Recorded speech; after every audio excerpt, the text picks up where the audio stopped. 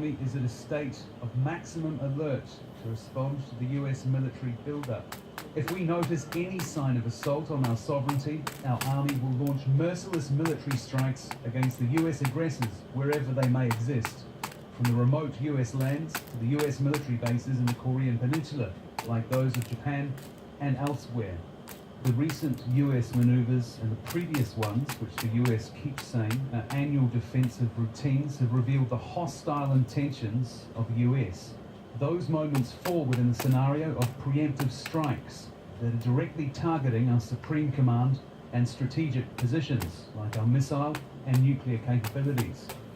The new Trump administration should look to the world with open eyes. The time of dictating orders by brandishing the US military might has gone. If those businessmen in power in the US thought they could intimidate us with military or sanction threats, as the Obama administration used to do and failed, they will soon find out such threats are useless. Unless the US abandons its hostile policies against North Korea, there will be no chance for any future bilateral meetings at any level. It is a prerequisite that Washington gives up those antagonistic policies against us. The six-party talks aimed at making the Korean Peninsula free of nuclear weapons were throttled at birth. They no longer exist. The nuclear weapon in our possession is not an illusion. It is not a commodity that can be traded for American dollars, nor is it for sale. So it cannot be put on the negotiating table with the aim of taking it away from us. All right, we're going to go live now to Japan, to the capital, Tokyo. Our correspondent there is Wayne Hay.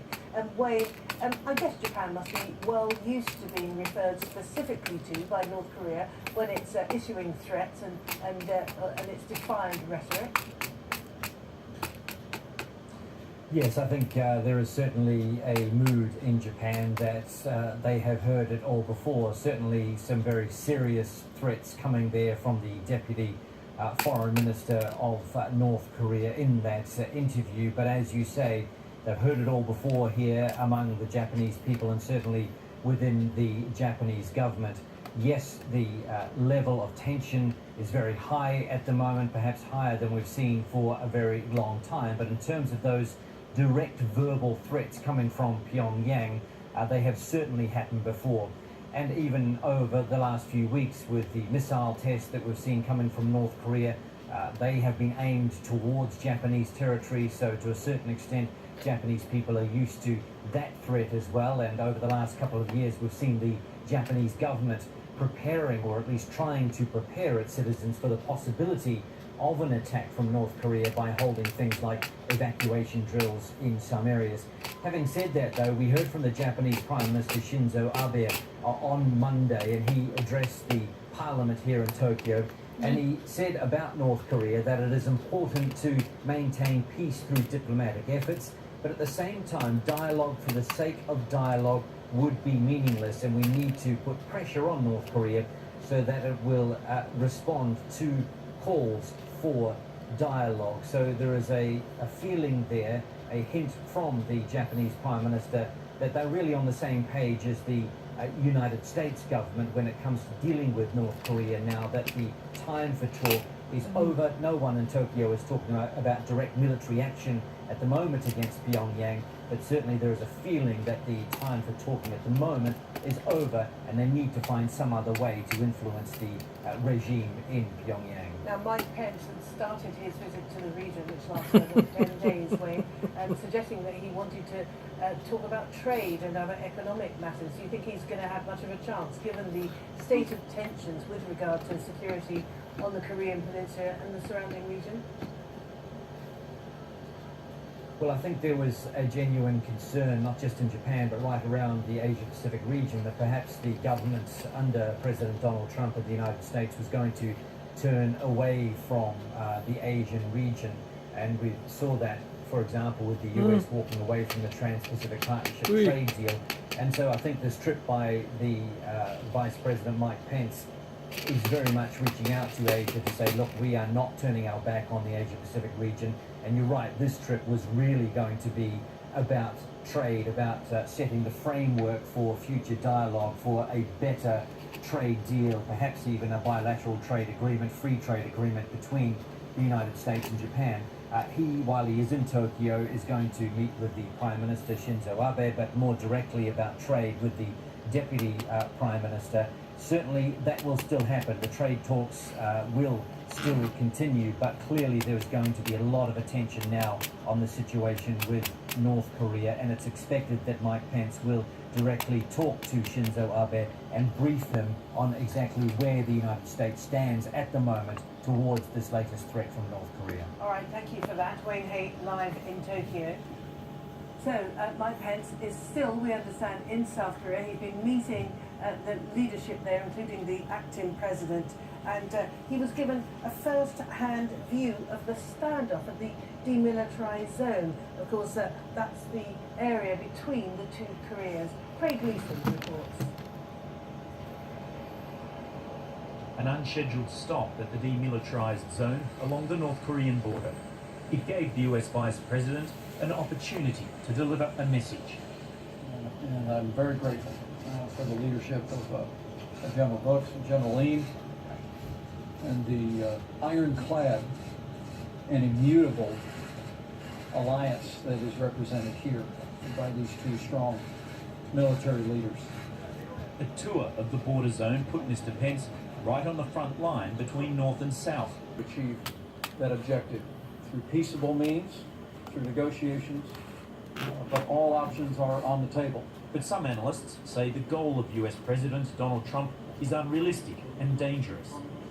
Negotiations will work, pressure and sanctions will not work, and preemptive strike is possible but is highly likely to trigger a major land war, something Americans have not fought since the end of the Vietnam War some 40 years ago. Pence also met South Korea's acting president, Kwang Kyo-an, to discuss the crisis. Among the uncertainties facing the Trump administration is the outcome of the upcoming elections to replace impeached President Park Geun-hye. If Liberals gain power after 9 years of conservative administrations, analysts believe South Korea could rethink its policy on North Korea and opt for more engagement, which may put it at odds with the US, a point addressed by Mike Pence. Whatever change happens in your elections, the commitment of the United States to South Korea's safety and security will remain unchanged. The Vice President will speak to business leaders here before heading to Japan for similar talks with another regional ally. Craig Leeson, Al Jazeera, Seoul. Still to come here at Al Jazeera, South Korean prosecutors formally charged the impeached President Park Geun-hye.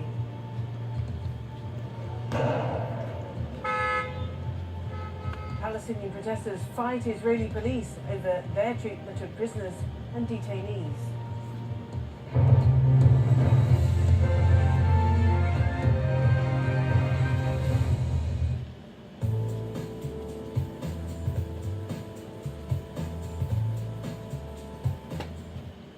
Welcome back. To take a look at the weather across southern parts of China and Indochina, there's this line of cloud. This is a developing line by weather system getting this time of year, but we've also thrown into the mix got this cyclone, or the remnants of it, heading across Myanmar, giving some very large rainfall totals. So really across the region at the moment, it remains pretty unsettled. There'll be some heavy showers around across parts south of China, through into the northern parts of Vietnam. Hanoi, though, should be largely dry. And then we've got an area of rain which will be developing across northeastern parts of China. Fuji will see some rain, but Hong Kong will stay dry. And perhaps parts of Taiwan will see some showers. Some showers too for northern parts of the Philippines. Across into South Asia, and it's hot, really hot, and getting hotter if anything. A few showers for parts of Nepal, but otherwise such temperatures staying there in the low to mid 40s. But by the time we get through towards the weekend, there will be some cooler air coming in across the region. Here in the Arabian Peninsula, temperatures are still in the mid to upper 30s for many. We've also got this line of cloud which extends way up towards the northeast.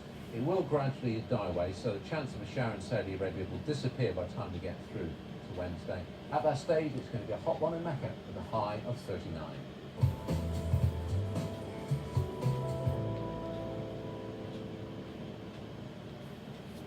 Let's talk about tourism. It seems that it's one of the biggest challenges in your mandate. What's going on? Aren't you afraid that they might go somewhere else? A city dependent on tourism, but at what cost? Barcelona's mayor discusses her policies as she talks to Al Jazeera. At this time.